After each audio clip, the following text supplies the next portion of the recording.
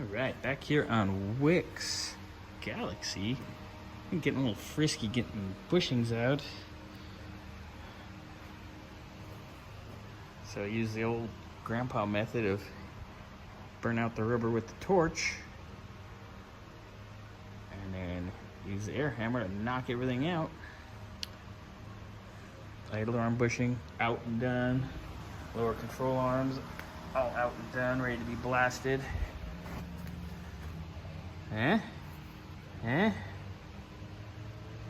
I'll burn the crap out of my hand too, but nothing new. Got him. Easy, easy peasy. Old school. I watched my grandpa do that stuff when I was little. And now I'm here like a big boy doing it. All right.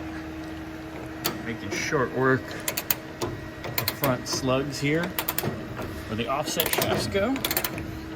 Got an 1 7/8 on the 3/4 drive. Easy peasy.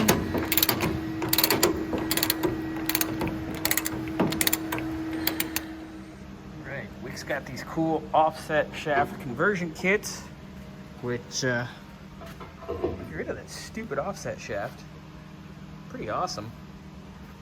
Wick, you're good at finding cool shit. Yeah, that's through the Galaxie Club. Shout out to the boys in the Galaxie Club. So we got a little grease on the threads. Gonna put this in the frame, and away we go. All right.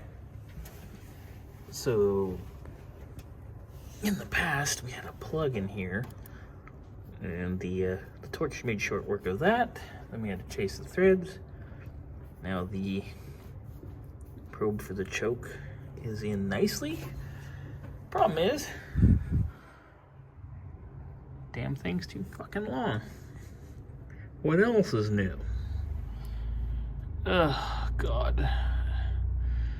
This shit never fits right. All right. So we were getting ready to pull the tank because this is a 64 tank. Wick just told me it doesn't have the vent and the cap doesn't fit. We got the 63 right here. But we're gonna hold off because there's some hood rat in there. Someone heated up a piece of all thread and bent it, and that's pretty incredible, Wick. Yeah, kind of a genius. Like, I give them credit for trying, Yeah. and the tank did not fall out on the ground. So they get an A for that, but oh my God. Well, we'll get the right shit and then we will do it.